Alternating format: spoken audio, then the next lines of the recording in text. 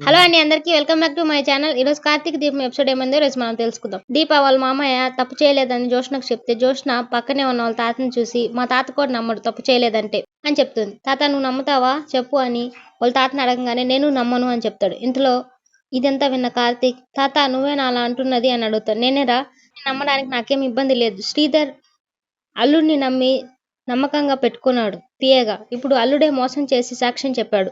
అలాంటప్పుడు నేను నా అల్లుడిని నమ్మాను. ఇప్పుడు నా అల్లుడు మోసం చేయడని ఏంటి గ్యారంటీ? తప్పు చేశాడని నమ్మట్లేదు, తప్పు చేయలేడని నేను నమ్మట్లేదు అంటూ వాళ్ళ తాతయ్య చెప్తాడు. ఇదంతా విన్న దీప ఏంటి తాత కాశీ సాక్ష్యం చెప్పాడా అని అడుగుతుంది. అవును, కాశీ సాక్ష్యం చెప్పాడు. శ్రీధర్ మాట్లాడిన మాటల్ని రికార్డ్ చేసి వాటిని సాక్ష్యంగా చూపించాడు అని వాళ్ళ తాత చెప్తాడు. ఇదంతా వింటున్న పారిజాతం కాశీ సాక్ష్యం చెప్పడం ఏంటి? కాశీ సాక్ష్యం చెప్పడానికి జోష్నకి ఏమైనా సంబంధం ఉండి ఉంటుందా అని ఆలోచిస్తూ ఉంటుంది. ఏం తప్పు చేయలేదు అని కార్తీక్ చెప్తాడు. అవునరా, నిజాలు తెలిసేదాకా ఇలాగే ఉంటుందిలే, వదిలే అని అంటుంది.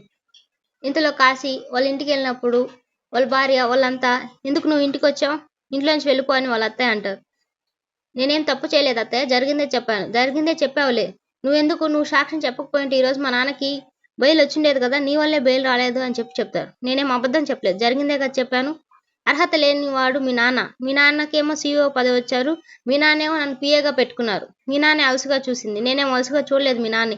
అంటే ఇదంతా నువ్వు మనసులో పెట్టుకున్నావా అంటూ వాళ్ళ భార్య అడుగుతుంది. నేనేం మనసులో పెట్టుకోలేదు, జరిగిందే చెప్పాను. ఇదంతా జరిగిన దానికి నువ్వేనా కారణం? నేనేం కారణం కాదు, జరిగింది నేను చెప్పాను. అర్హత లేని వాడికి శ్రీమన్నారాయణ పదవి ఇచ్చాడు. అలాంటప్పుడు నాకంటే ఎక్కువ అర్హత నాకే ఉంది. అలాంటప్పుడు నాకు ఈ పదవి రాదని గ్యారంటీ ఏంటి? అందుకే ఇలా మాట్లాడతారని జోష్న కంపెనీస్కి నేను పిఏ నుంచి రిజైన్ చేశాను అని చెప్పి వాళ్ళ భార్యకి చెప్తాడు. ఓకే, ఇంట్లో నుంచి వెళ్ళిపోయినా ఉండేనా మీ అమ్మ వెళ్ళిపోమంది కదా అంటూ వాళ్ళ భార్యని అడిగినప్పుడు ఉండాలి, నువ్వు మా నాన్నకు అర్హత లేదన్నావు కదా, ఈ జైల్లోంచి బయటకు వచ్చిన తర్వాత ఖచ్చితంగా మా నాన్నకు నువ్వు సారీ చెప్పాలి, దానికోసమైనా నువ్వు ఉండాలి అంటూ వాళ్ళ భార్య చెప్తుంది. దీప ఎంత ఫోన్ చేసినా వాళ్ళ నాన్న తీయకపోవడంతో వెంటనే జోష్నని అడుగుతుంది. నాన్నగారికి ఫోన్ చేశారా, పోయిందా అని అడుగుతుంది. నేను ఫోన్ చేసి తీయట్లేదు అని జోష్నని అడగడంతో నువ్వేంటి మా నాన్న వాళ్ళ నాన్న అంటున్నావు, పెద్దయ్య గారు అనాలి, తెలియదా మాత్రము అని జోష్నకు చెప్తుంది. సరే పెద్దయ్య గారికి మీరు ఏమైనా ఫోన్ చేశారా అంటూ జోష్నని అడుగుతుంది. చేయలేదు, చేస్తాను అంటూ జోష్న అంటుంది. ఎంతటికి ఎందుకు మా నాన్న ఇట్లా అంటున్నావు అని చెప్పి మళ్ళీ గొడవ స్టార్ట్ చెప్తుంది. ఇంతలో కార్తీక్ వచ్చి అర్హత లేని వాళ్ళే అంటున్నారు, అర్హత ఉన్న వాళ్ళు నీకేంటి దీప, పద వెళ్దాం ఇక్కడి నుంచి, అర్హత లేని వాళ్ళతో మనం సమాధానం చెప్పాల్సిన అవసరం లేదు మనకి అనుకుంటూ అక్కడి నుంచి వెళ్ళిపోతారు. వాళ్ళు హాస్పిటల్లో ఉన్నప్పుడు ఎంతటికి రావట్లేదని చెప్పి నర్స్ వాళ్ళని వచ్చి పిలుస్తుంది. మిమ్మల్ని కాదు, ఓన్లీ దశరథ్ గారిని పిలుస్తుందని చెప్తే ఆయనకి ఏం జరిగిందో నాకు తెలియాలి, ఆయన ఒకటి నేను పంపిను అని చెప్పి దశరథ్ వాళ్ళ భార్య ఇద్దరు డాక్టర్ దగ్గరికి వస్తారు. మీరు వెంటనే హాస్పిటల్లో జాయిన్ అవ్వాల్సి వస్తుంది, ఇంకా రిపోర్ట్స్ రావడానికి టైం పడుతుంది అంటూ చెప్తారు. మా ఆయనకి ఏమైంది, ఏం జరిగింది అసలు అనుకుంటూ సుమిత్ర అడుగుతుంది. మీ ఆయనకి కాదు, మీకు బాగలేదు, మీరు హాస్పిటల్లో జాయిన్ అవ్వాలని చెప్పడంతో నాకేం బాగలేదు, నాకంతా బాగుంది అంటూ ఆవిడ బయట వెళ్ళిపోతుంది. సరే ఇప్పుడు చెప్పండి డాక్టర్, నా భార్యకి ఏమైంది అంటూ దశరథ్ అడుగుతాడు. చాలా సీరియస్గా ఉంది సిచ్యువేషన్, నేను ఒక మంచి అతనికి పంపించాను, ఆయనే టెస్ట్ చేసి ఆయనే రిపోర్ట్స్ పంపిస్తారు, ఆయన ఖచ్చితంగా రేపు వస్తారు అని చెప్తారు. సరే రేపే రండి, మీరు ఖచ్చితంగా ఆవిడని ఈ లోపల కళ్ళు తిరిగి పడిపోవడం అలాంటి ఏమైనా జరిగితే వెంటనే నా దగ్గర తీసుకురాను అంటూ డాక్టర్ చెప్తారు. ఇంతలో దశరథ్ వాళ్ళ ఇంటికి వస్తారు. అమ్మ అసలు ఏమైంది అంటూ దీప ఎదురుపోయి అడుగుతుంది.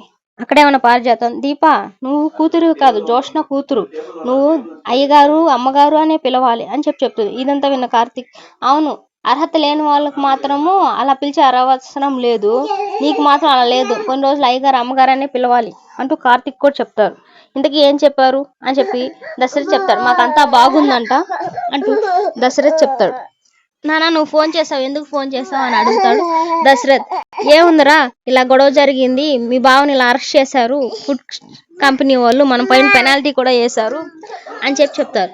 ఓకే, వాళ్ళు వచ్చి మన కంపెనీకి ఇలా జరిగిందని చెప్పడంతో బావగారు అలా ఏం తప్పు చేయరు అని చెప్తాడు దశరథ్. అది విన్న జోష్న, నేను ఈ తప్పు చేశానని చెప్పునుంటే మీరు ఖచ్చితంగా నమ్మేవాళ్ళు, ఇప్పుడు మీ బావ కాబట్టి నమ్మట్లేదా, ఆయన తప్పు చేయకపోతే అసలు పోలీసులు ఎందుకు అరెస్ట్ చేస్తారు, లేకపోతే వాళ్ళ అల్లుడు ఎలా చెప్తారు, అవును మా నాన్న తప్పు చేశాడు నిజమే, ఇన్ని రోజులు అర్హత లేని వాళ్ళని పదవిలో కూర్చోబెట్టి ఆ పదవికి అన్యాయం చేసినందుకు షేర్ హోల్డర్స్ అంతా భయపడి అమ్మేసుకునేలా చేశాడు, వాళ్ళు అర్హత లేనివారు, దానికి మళ్ళీ మెరుగుదిద్ది పెయింట్ వేసి నా తండ్రిని కూర్చోబెట్టారు, ఇది అర్హత ఉన్నవాడు. అర్హత లేని వాళ్ళు, అర్హత ఉన్న వాళ్ళ గురించి మాట్లాడకూడదు.